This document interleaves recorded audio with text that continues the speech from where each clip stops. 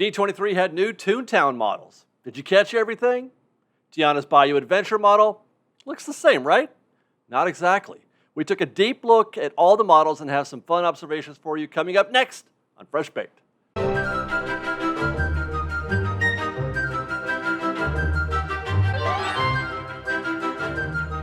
Hi guys, David here with Fresh Baked, and we've got a fun video ahead for you with our best look to date of what Disney has in store for us at the new ToonTown and at Tiana's Bayou Adventure. We're going to start in ToonTown with the entrance to Mickey and Minnie's Runaway Railway. We had been watching them build this marquee for some time, before ToonTown closed, but here we can see what the finished product will look like. It might look a little underwhelming in the model, but I think that's because it's missing the lighting effects. It's a rather simplified version of what the finished product will be, I believe. It's going to look quite a bit better with the popcorn lights, etc., especially at night. So that's the entrance to the attraction. And after spending some time in the queue, guests will cross the street behind those mountain backdrops that you can see back there and then into the show building, which is out of frame. I've been advised that the exit to the attraction will be right next door. That orange and peach colored building to the left is the attraction exit. The rest of this part of the land, at first glance, appears mostly unchanged. But if we look closely, I think we're in for some new facades, and in some cases, completely rebuilt ones. City Hall, that looks about the same. But the bank to its left is considerably different, as do the actual food service locations to its left. And especially different is the old tire service spot, at the end where they had the fruit cart. That is now Pluto's Good Boy Grocery. Used to be tire service station. Now it's Pluto's Good Boy Grocery. Now, I'm certain each location will still sell the same thing that did before. Fruit, snacks, and drinks at the grocery. Hot dogs, pizza, ice cream. It's just the facades that will have changed. Meanwhile, in the common area, they've removed the gazebo, of course, that's made room for more tables and chairs. And hopefully these trees are an indicator of what we get in the new ToonTown, because the trees that we had before were kind of anemic. They were really bare-looking things. I'm also seeing that they've kept the same brick design for the planters, but kind of reconfigured them a little bit. You can just see some small changes in how, their shape, etc. They've also added a planter in front of City Hall. Before, it was just steps, so there was no planter at all. But we got a planter there now, assuming, that the model is accurate. Now, one thing I might expect over time is for there to be fewer tables and chairs in this area. There's going to be a lot of traffic coming out of that orange and peach building, which is likely why they removed the gazebo in the first place. But I think they may need to make the space even more clear eventually. Let's go to Donald's boat next. Obviously, this is something we noticed initially and in the concept art and whatever we saw them doing with the construction photos. The lake is gone. The lake is definitely gone. No longer will guests cross a bridge over a lake in order to get into Donald's boat. In fact, it doesn't look like guests can even go inside Donald's boat at all. I don't see any kind of door or entry in this model. I asked the CM on site who worked on the project, and she said she wasn't sure. So that most likely means no. No, you can't go in. Because I know that casts they don't like to say that you can't do a thing or that the answer is no to something. So I'm assuming you can't go in the boat. The boat is now surrounded by splash pads on all sides, where kids can play with water features, etc. You can walk around on there, but there's going to be little fountains and stuff. I asked also about that area in the back of Donald's boat, the one with the waterfall where you can kind of sit on those rocks. She said that's still going to be there. It's actually even going to be plussed a little bit. And now you may recall there was an entry to the boat from that side as well. Stairs anyway that you could take up to the upper part of Donald's boat. Not sure if those are still there. But as we look back here, you can see that there's a more spacious play area back there as well. There used to be kind of more rocks and water, if I recall, with a definite separation between the boat and Goofy's house. It wasn't nearly as wide open and expansive as this space looks. So it looks like it's kind of a common area between Goofy's house and Donald's boat, and another area for kids to play. Meanwhile, back out front, I am loving this little garden area out in front that sort of bisects the splash pad. Gives the area more texture, more color, and more importantly, a more lived-in feel, something ToonTown was desperate for. And there's more of that to come, as we'll see in a minute. Before we head over to Goofy's house, note in the right of frame, the entrance to Gadget's Go Coaster. Actually, it's not Gadget's Go Coaster anymore. We were told they were going to retheme it. It's going to be Chip 'n Dale's Gadget Coaster. Chip 'n Dale's Gadget Coaster. I didn't get a good shot of the sign, but I can confirm that's what it says, Chip 'n Dale's Gadget Coaster. So apparently they're fine with the coaster being a Gadget Coaster. That's fine. You can even call it a Gadget Coaster. We just need to get Gadget out of her name out of the title and put Chip 'n Dale's name in there. Okay. The model did not include that area, the coaster area, just the entrance. But it does look like they're going to reconfigure this queue a bit, if not a lot. I've heard a rumor that they may be sending the queue even over to the area previously occupied by Chip 'n Dale's Treehouse, so we'll watch out for that. But I guess that does kind of answer. They took out Chip 'n Dale's Treehouse, which, fine, it wasn't very good, but they wanted to represent Chip 'n Dale, so they put Chip 'n Dale on the coaster, which means it's definitely not going to be Chip 'n Dale over in Adventureland at Tarzan's Treehouse, right? That was a dark horse for the retheming of Tarzan's Treehouse. Okay, right next door is Goofy's house. Right away, I noticed they have pushed the front yard out into what was the street before. The street and sidewalk used to run right up to the front of the house, and now we've got this full front yard where the sidewalk used to be. We've got a fuller tree and a planter. What looks like a cobblestone path, then a little grassy play area, and more planters and trees inside a fenced-in yard. And this, to me, is perhaps the single greatest improvement to the entire land. Maybe not specifically this exact yard, but more the overall intent in making the land feel more comfortable. It's a microcosm of what we're seeing throughout the land. Less concrete, more trees, and landscaping, grass, even if it's fake, texture and warmth. It looks more lived in. It's far superior than it was before. And I'll bet it'll feel far superior next year when we finally get to go in. I am really looking forward to checking out this space.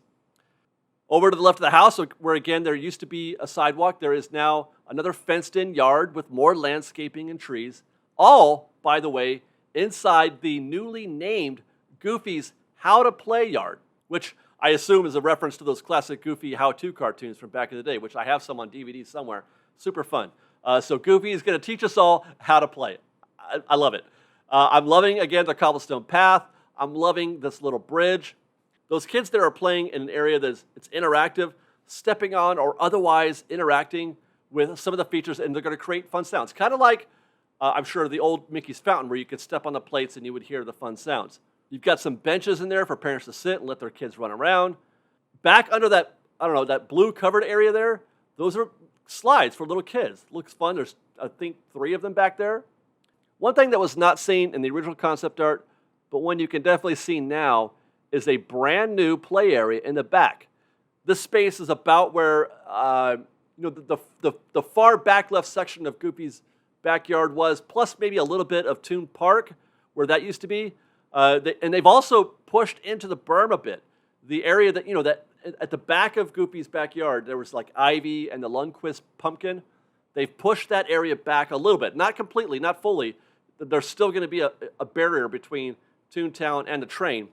But the berm was pushed back a little bit, giving them a little bit more room to play with back here. And it's kind of wonderful. And it's probably my next favorite thing about this new space, this new ToonTown. You got a kid playing on this net type thing, looks like fun. I'm pretty sure that kid back there is fishing, though I'm sure it's not literal. But it sure does look like he's fishing. I don't see any water there. Maybe it's just like a prop that you can sit with and pretend you're fishing. Not sure what's happening under that green covering. I'm sure it's fun. It's got to be some sort of activity for kids. I love this. I love the fenced-in path, the way it kind of meanders and connects with other features. Looks wonderful. And I'm certain there's going to be a lot of kids spending a lot of hours in this space. Parents, you're going to get to take a break back here while your kids run around. I love this. And though it doesn't look like much in this model, the area outside of that fenced-in Goofy's play yard, that area right there, that is the tree and grass area Disney displayed so proudly in their concept art, the first concept that we saw. It looks modest here, but like the entry to Runaway Railway, I think that's due more to the limitations of the model itself and not due to, it lacking character. The space is supposed to be just grass and that big tree with the exposed roots, a recreation area. Now, I'm expecting, I'm wishing that there's going to be some kind of lighting effects that we can see here at night. I've heard rumor of this, but they can't. That's something that they weren't or are not able to show in this model, or chose not to. Next to that tree is a new fountain. This space here in the concept art, there, and in the concept art, it's covered in trees. Not so much here in the model. This is one case where I hope the model's wrong. I want more trees, big trees. I love the big trees, more trees.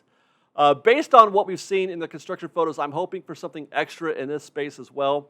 We saw them digging, trenches and stuff as if they were preparing for something underground. Lighting effects at night would be great for this space. I'm really hoping for that. Meanwhile, neither the Roger Rabbit entrance nor the space in front of it were featured in the model, so I haven't any idea what that space might look like absent the fountain. They did take out the fountain in front of Roger Rabbit, and obviously they're not going to put a third fountain in there, right? There's some other purpose, some other use for that space in front of Roger Rabbit. Hopefully they've got something planned there, as, again, this space was not featured in the concept art either, so we're still kind of dark on what's happening in front of Roger Rabbit. And that about covers the model for ToonTown. It's not the entirety of the land, but it certainly does show us what Disney has in mind. Where old ToonTown felt cold and concrete, lacking in any kind of organic feeling of life, of being lived in, this is nothing like that. This looks to be a great upgrade, a definite upgrade to old ToonTown. Moving to the model for Tiana's Bayou Adventure, we can be less sure of that being the case. From the log view, the exteriors look more or less like they did before. And of course, the actual ride path is unchanged. The most obvious thing about the model is that there's no giant tree or boat resting at the top of the mountain like we saw in the concept art. But the more I think about it, the less I care, actually. Just, put on a good show. If you want to make a show on a mountain or whatever, go for it, whatever. I don't care.